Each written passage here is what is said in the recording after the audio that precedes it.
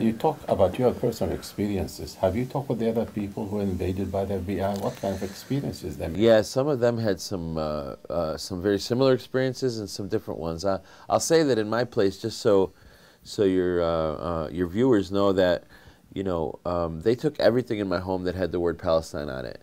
Okay. Books, brochures, flyers. They took personal financial information, bank statements, checkbooks. They took photographs of my wife and daughter's trip to Palestine, as well as video of those trips. It was, you know, it was a total violation of the privacy of your home, and to this day, it's still affected. It still has affected my daughter. I mean, when there's a loud rap on, she's 5.5. No wonder, no wonder. Knock on the door, a loud knock on the door, she jumps into my arms. If she hears noise upstairs, she jumps into her mother's arms. It's, you know, it's really still affecting her. One of the 10 agents, when they were done in my home, they went to the home of my friends in Chicago, the other home in Chicago that was raided, Joe Osbaker and Stephanie Weiner, and they joined the 12 or 15 agents that were already there. Oh, I see. And they stayed another 7 to 8 hours. So that home had about 12 hours of searching. Mine only had 4. The reason why they took so long to search that house is because my friends Joe and Stephanie are pack rats, and they have every single flyer and brochure that they've ever written or collected over the last 30 years. So he's an archivist. Up in there. He's an archivist, exactly, up in their attic. But, you know, interestingly, they took a picture from Joe's house, of Stephanie's house, of Martin Luther King, of Malcolm X. They took their children's art. Their children, who are now 17 and 19, 2 boys, they took their art from when they were children. And then there were a couple other homes that were raided in which there were young children, like my daughter, in the home, and they were traumatized as well. By the way, when they collect these things from your house, did they give you a catalog of what They do. Immediately, or They do. after? No, after they've collected and tagged and cataloged it all, they give you a list. At the time, I didn't know this for sure, but I had an inkling that I probably should not sign it. They ask you to sign it. And I looked at it and I said, you know what, I actually don't think that you're able to take this item here. And the person, and the agent, the lead agent, said to me, he's like, well, whether you think so or not, I think I'm able to take it, and I'm going to take it. And if a judge tells me that I couldn't, then I'll give it back. That was the answer, essentially. Right. Now let's talk about why they came to your house. Why they came to the house? Yeah, I think the first thing to be said is that the targets were folks in Chicago and folks in Minneapolis. For those that know, in 2008, the Republican National Convention in Minneapolis, these Minnesota organizers from the Anti-War Committee basically organized the largest anti-war protests in the country at that point, probably in 2 or 3 years. Early on in 2003, the invasion on Iraq, there was a huge upsurge in the anti-war movement, and there were 500,000 people in the streets in D.C. and New York for different protests. But then it began to wane a little bit, you know. But that was another upsurge, and that was a whole week of actions and protests in Minnesota, and it united a number of the national anti-war organizations as well. So that was the initial connection. And so initially, what we were saying was this was an attack on the anti-war movement, and I still to this day believe it is, and also an attack on the international solidarity movement, because the subpoenas were listing, you know, the work that people did in Palestine solidarity work and Colombia solidarity work. Later on, in December, when the additional 9 were subpoenaed, including the 6 additional Palestinians, it became a bit more clear what the focus was, and it seemed as if they were focusing on the Palestinian community and or the Palestine Solidarity work related to, you know, delegations and direct support of the Palestinian people. But do you think also to scare the Palestinian community and the Arab American community? Absolutely. Absolutely. I think more than anything, what this does is it stifles dissent.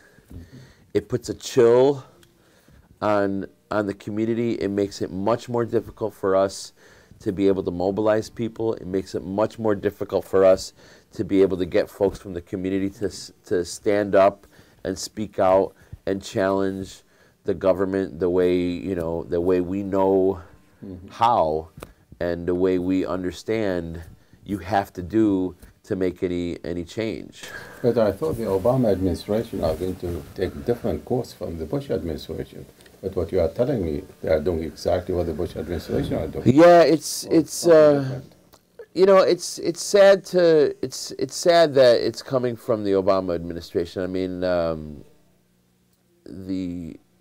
we're hoping to put out an open letter to the president that we want to distribute across the country for Arabs and Muslims, individuals to sign, as well as Arab and Muslim organizations to sign, and including people like academics and intellectuals with organizational affiliations and that sort of thing, and hope to get thousands and thousands of signatures that we send to the president, because basically we want to say that our expectation, you know, was that civil liberties would be respected in this country after his administration took over, that things would be different than they were under the Bush administration, and something like this to happen at this time, it does not give us hope that this change that we expected is coming. But how has the community received it? How the Palestinian or the Arab community in Chicago or Minnesota or somewhere else received this news? I have to say that those that know the Arab American Action Network and those that know me personally, and those that know the type of activism and organizing that we did weren't necessarily shocked, but they were very, very disturbed. And immediately they joined the support defense work. Immediately they went out into the streets to protest at the federal buildings, the federal offices, and that sort of thing. But that's activists and organizers who know how to respond to this sort of thing, and not only in a reactionary way, but in a proactive way, to build the alliances that you need to build and to do the legislative work that you need to do and all that sort of thing. The problem is that this repression does not stop activists and organizers from continuing to do their work. What it does is terrify people in the community. And since September 11th especially, and even though we've talked about the fact that repression of the Palestinian community predates September 11th by many, many years, but especially after September 11th, people see the Islamic centers being shut down, they see the community centers being shut down, they see mosques being infiltrated by the FBI. They see prominent organizers from the community like Sami Arian, like Muhammad Salah, like Abdul Halim Ashkar, like Rabi' Haddad, people like that who are getting arrested, who are getting indicted, who are going through trials, who are being basically harassed and harangued by the FBI and by the U.S. government. Of course that's going to have a chilling effect on your community. Tell me, what do you expect to do on this trip, the West Coast, and tomorrow, meeting in the East Bay? Well, what's your hope to achieve? Tomorrow, the expectation and the goals and objectives of the conference tomorrow, it's one of 4 regional conferences. Okay. Tomorrow, in Oakland is the West Coast Regional Conference. On the same day in Chicago will be the Midwest one. Next week, on the 19th of February, there'll be 2 more, one in the South in North Carolina and one on the East Coast in New York. Tomorrow in Oakland, what we need to do is consolidate the activism and the organizing around the support work, essentially. In the South Bay, there's already a committee to stop FBI repression. In Oakland and San Francisco, By the end of the conference tomorrow, we will have consolidated a committee to stop FBI repression there. We're hoping that this conversation in Sacramento and other conversations I have later in the week in Portland and LA and Seattle will be able to establish support committees there as well. But also at the conference tomorrow, we want to educate people about what's happening. We want to update them on the legal status and situation of the activists. But we also want to get the feedback and opinion of the other activists and organizers, because we don't have all the answers about what to do in this situation and how to do it.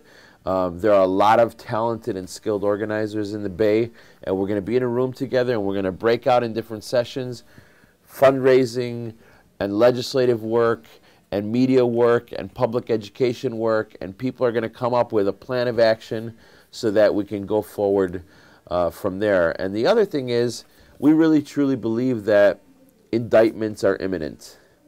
So if there's 23 subpoenas, we don't know how many of those people are targets, to be honest.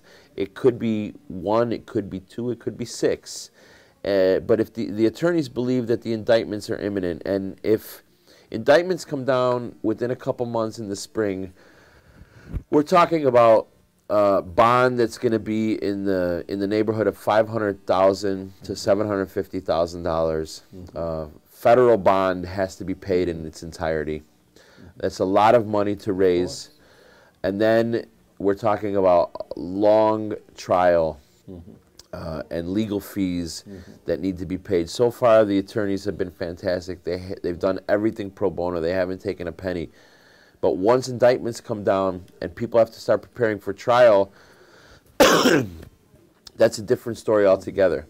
And so part of what we need to do as well on this California trip and West Coast trip is to raise some money, or at least make some connections with people so that we could come back and raise some significant money for the future. It's very important. You know, we have only 3 minutes left. Do you have any other piece of information you want to share to the audience? Yes, I think I do. I think I want to say that of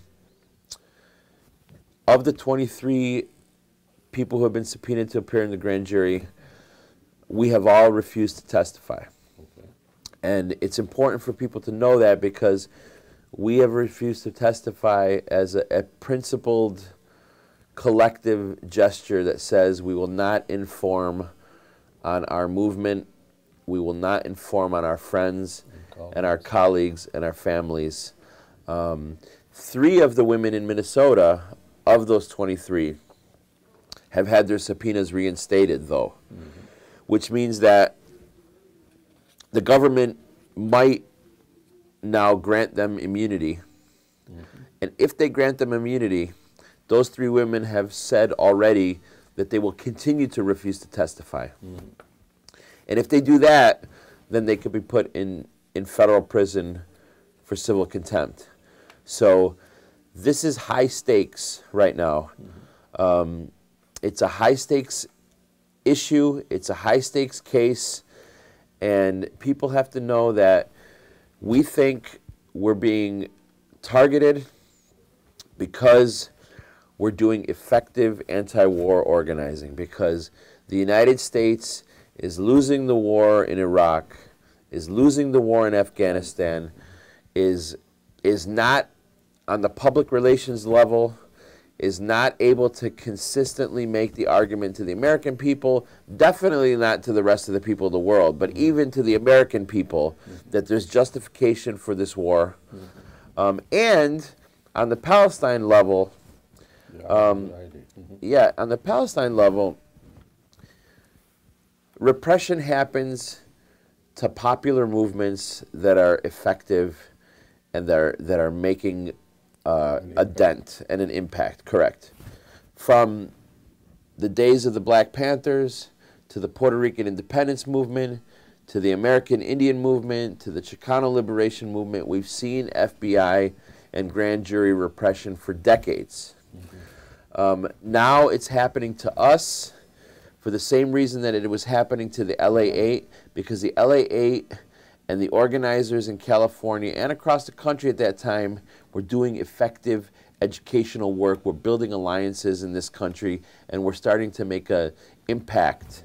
And we're making an impact not just in Chicago or Minneapolis, but across the country and across the world. In Belgium, Israeli officials, military and government officials cannot go to Belgium because as soon as they step foot there, they're going to be indicted for war crimes because of their violations in Lebanon in the 2006 war and in Gaza in 2008 and 2009. Boycott, divestment, sanctions movement on campuses across the world are taking its toll. Ehud Olmert came to the University of Chicago to give a speech, and the students there shut him down essentially. Then he came to San Francisco, and activists here shut him down, and they did it in Pittsburgh as well.